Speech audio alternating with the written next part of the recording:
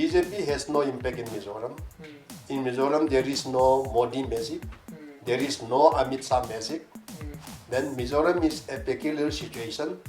The only state in Northeast India where BJP cannot make inroad up till now.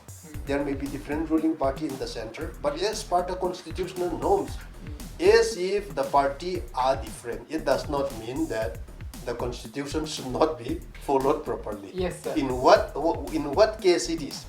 For example, the state also should get their share. The center should also do what it has to do to the state. Zo politicians and Zo political parties of Mizoram, they are more aware, more concerned, and they have more far-sighted outlook than those politicians, Zo politicians of Manipur. Without studying the psychology of the people, these Kuki Zo MLAs of Manipur, they should not take single-handed stand. They should be concerned with the people they represent.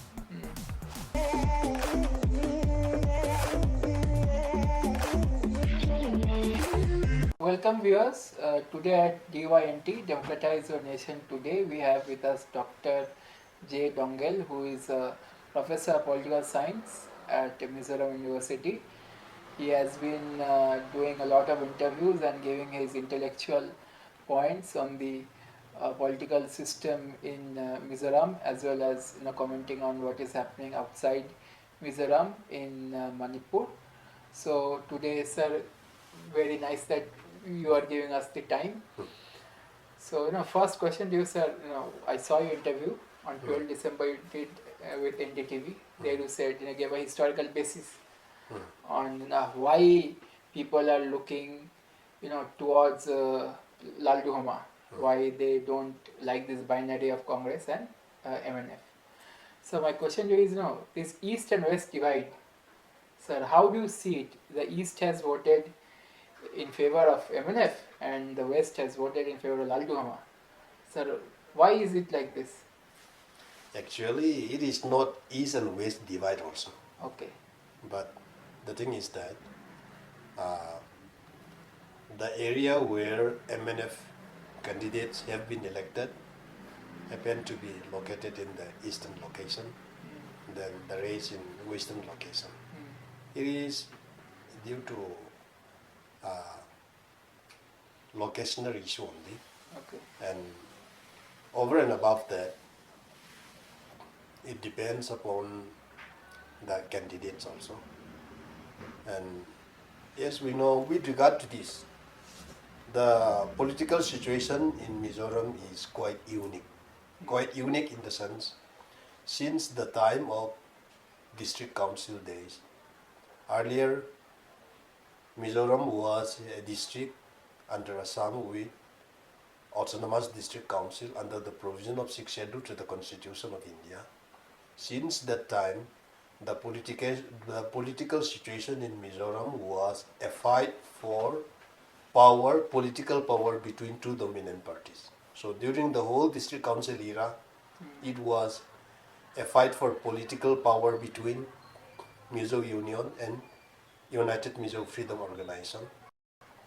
And by the end of the time, the political fight changed into the fight between Mizo Union and Indian National Congress.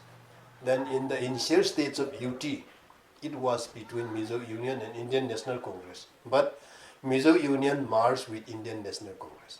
And after that, People's Conference under Brigadier Train from Asilo emerged. Then in the rest of the whole UT era, the political struggle, the struggle for political power was between Indian National Congress and People's Conference, PC. But after declaration of the state of Mizoram, so with effect from 1987, the struggle for power has been switched over to MNF and Congress. And after statehood,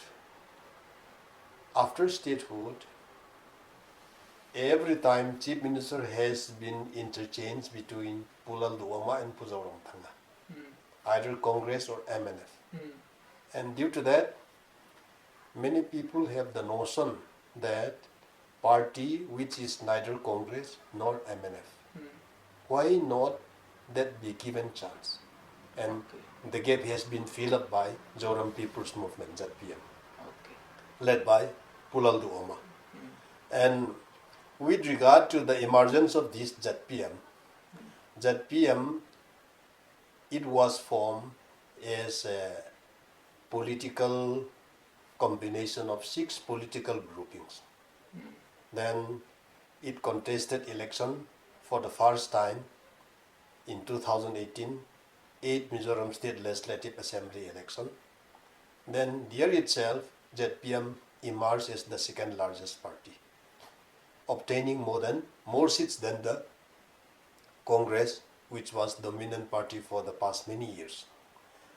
And then now, as we know, ZPM secured 27 seats, and sooner or later, ZPM is bound to be recognized by Election Commission of India as national party. Not a national party, regional party. Regional party. Okay. Regional recognized party. Okay. Sooner or later, it will be a regional recognized party now. And why ZPM is emerging? Yeah, as I've said, people have the notion to test either the party which is neither Congress nor MNF. And that gap has been filled up by ZPM. Like the third front. And that, so to say, third from in other states or in the national level. So that third front gap has been filled up by ZPM now. And why ZPM influence and why ZPM convince the voters? Because of the slogan of Kalphung Thar. Kalphung Thar means new system. New system. And in this new system, what ZPM has propagated and what ZPM has spoken out is that new system in administration, new system in power and electricity, new system in all aspects of the government functioning. So we will provide that new system.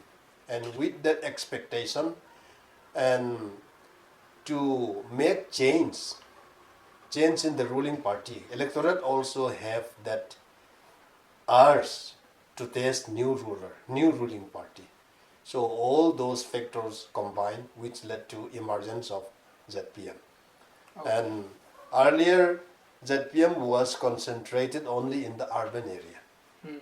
But now, ZPM wave has been expanding in every nook and corner of Mizoram. And now ZPM also has won many seats in the rural area. And due to that, ZPM is emerging. And it is now the dominant party. And it formed government by itself.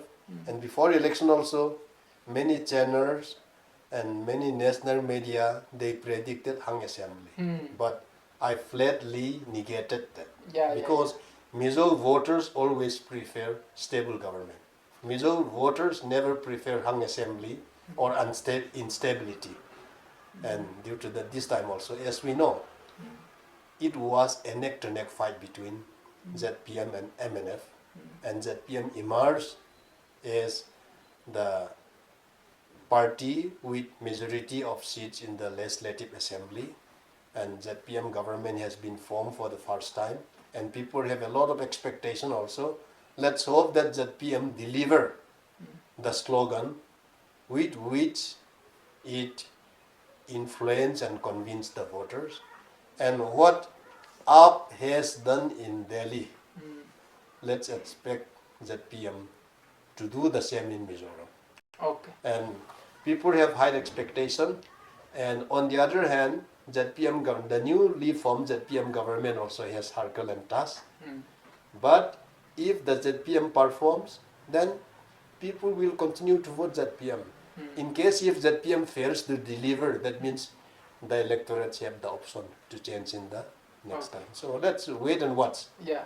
Sir, my next question to you is in my interaction with Laldu Hama, Chief Minister Laldu Hama, he said that the exchange value that the state can withdraw, for development process, this has been cut down. Now it is only 25 crores.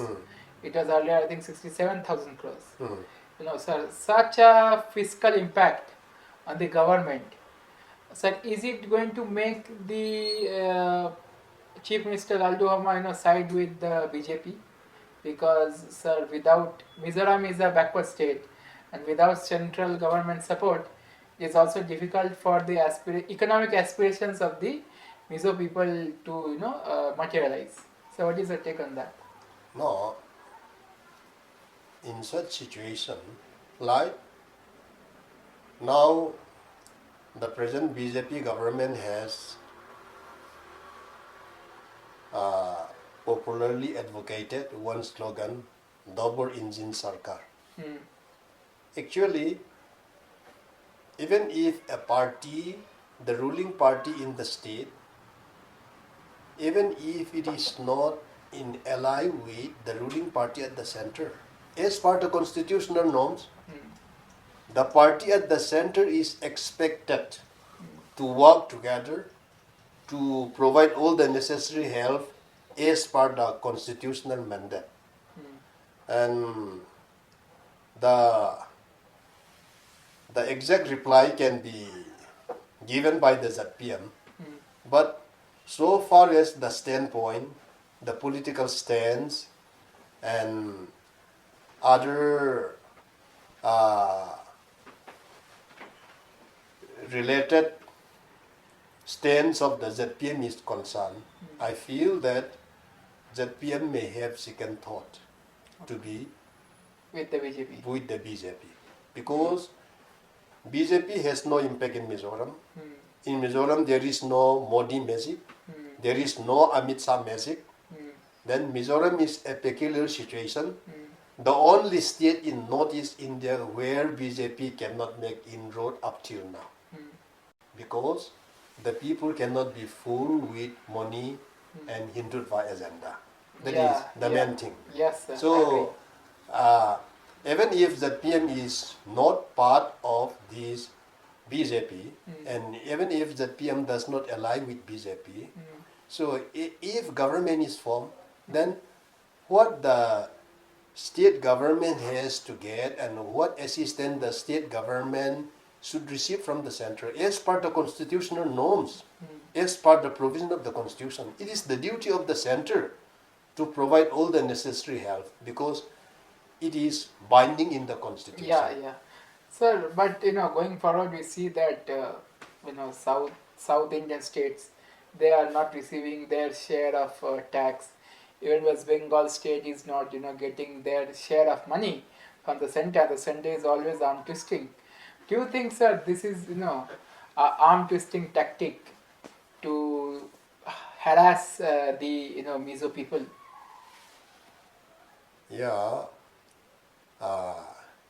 Actually, as I've said, in parliamentary democracy, things should move and things should proceed as per the constitutional norms.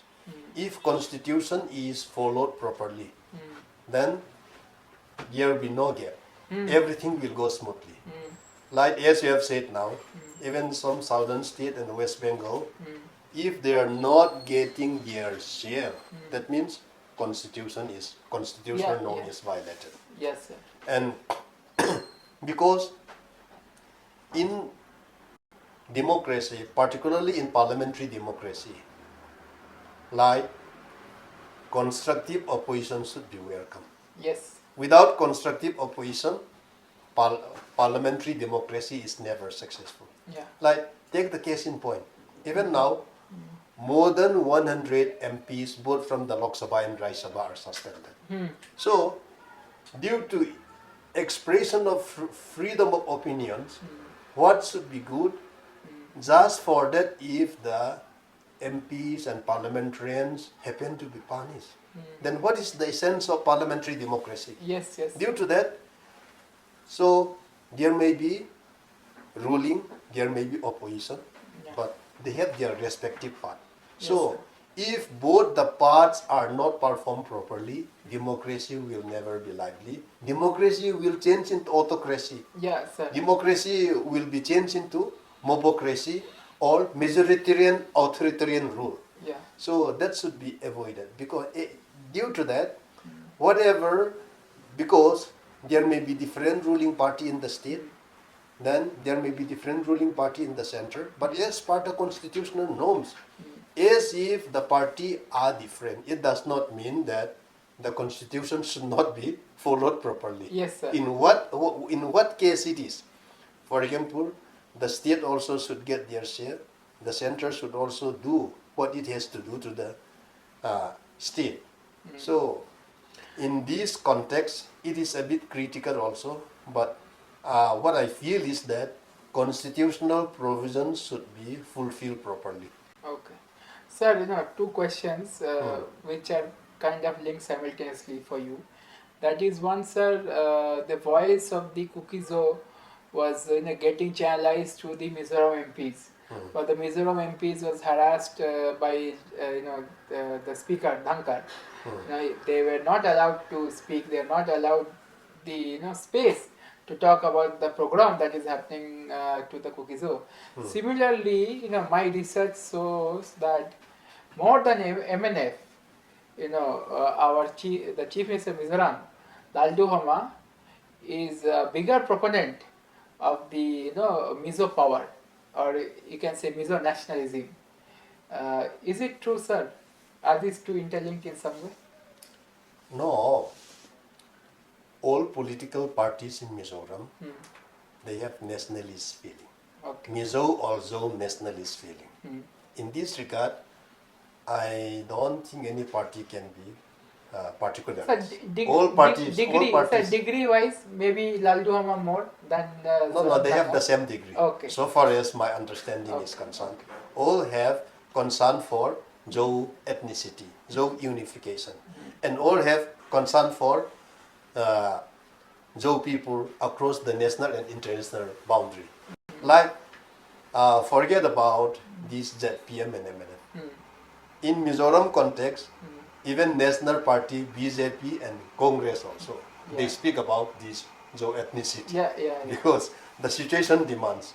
And why political parties propagate this? Because the notion of the public, opinion of the public is also going towards the concern for their ethnic brothers across the national and international border. So in this regard, all political parties and politicians in Mizoram, they are quite aware about the concern for their Zo ethnic brothers across the national and international border. So all are concerned with them. It is not an issue. No, sir, I am not saying that it's an issue. I am saying that, sir, Laldu Hama, who is much more mainstream, but is touted as much more radical Mizo nationalist than Zoram Thangma. This is something which has been given as a narrative. The thing is that, as you know, Laldu Hama is an outspoken person. Yeah. He speaks out strongly, and Zoram Thanga, he speaks out diplomatically. Understood. so the insurgent is speaking diplomatically and the IPS guy is speaking outspokenly. Nice contradiction, sir. Yeah. But they have the same feeling and the same attitude. With regard to the concern for their blood-related brothers across the national and international border. All have the same attitude.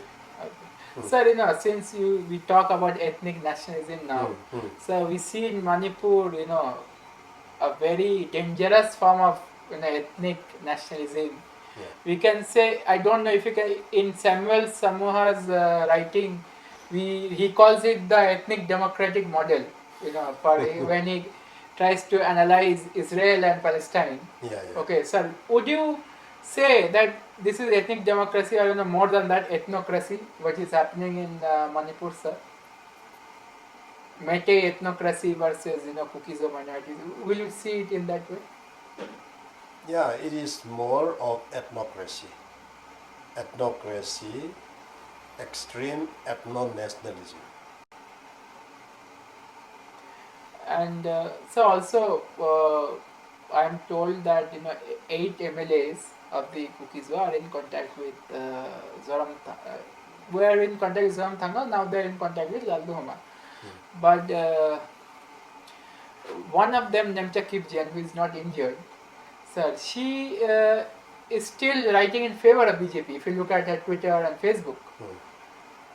So why is this kind of thing happening? How to analyze the political class of Mizoram, as well as see it, compare it with the political class of Manipur from the Kuki Zo side, because the political class of Mizoram is united for the Kuki Zo, whereas the political class of the disenfranchised marginalized people are not united. 8 MLAs are united, and one MLA is in bad condition, and Nemcha Kipgen is still supporting Biren Singh. So how do you see this contradiction? In this regard, I think politicians and political parties of Mizoram, they are more aware, more conscious, and they have more ethnic feeling than the Zo MLAs, Zo politicians of Mizoram and Manipur. Manipur, yeah. So, politicians and political parties, Zo politicians and Zo political parties of Mizoram, they are more aware, more concerned, and they have more far-sighted outlook than those politicians, Zo politicians of Manipur. Yeah. That's what I think I can comment. Yes, sir. Because, sir, since I am part of the Global Citizens for Kuki Zo program, sir, we see that even politically, to make UT happen, or separate administration, whatever they call it, they are not interacting with the other political class. They are not going outside Mizoram, trying to create consensus for a separate union territory for their people. They are still there, and even after all this violence and pogrom, the BJP MLAs of the Kuki Zo are still in the BJP. Yeah. And they can't go into Imphal Valley. If they go into Imphal Valley, they will be killed. Yeah. But this kind of behavior is very hard for as a concerned Indian citizen to understand. So, what is your analysis on this? Yeah, that I think I've already answered the question. Yes, sir. But if you kindly explain, from a historical point of view. Actually, they are people's representatives, but they should consult and they should know the psyche,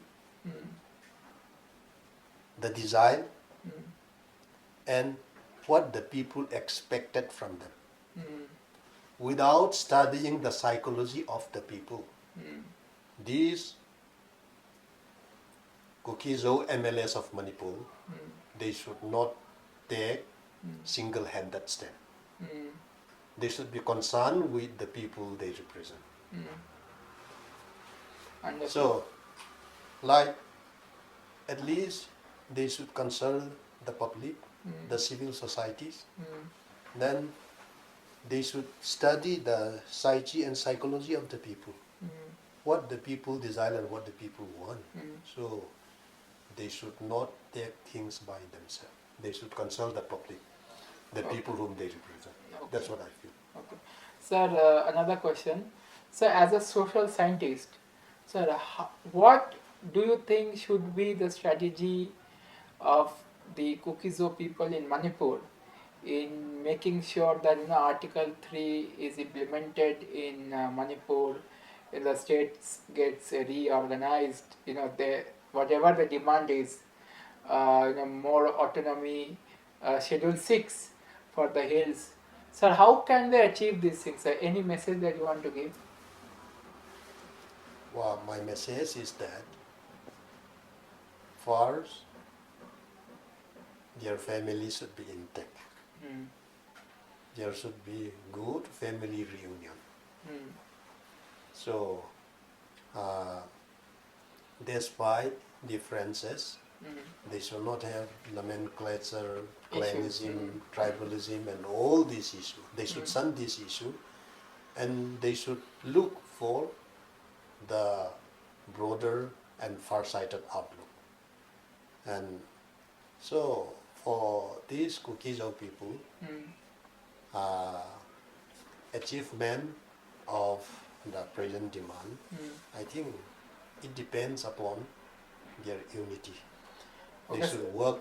Yeah. So, sir, is this in response to what has happened yesterday at Lamka, the infighting as the media is portraying? So, is it because of this? Actually, that has been exaggerated. Okay, That has been exaggerated, and some media, without confirming from the local what was happening there, and without confirmation from the local, they publicized things with their own assumption.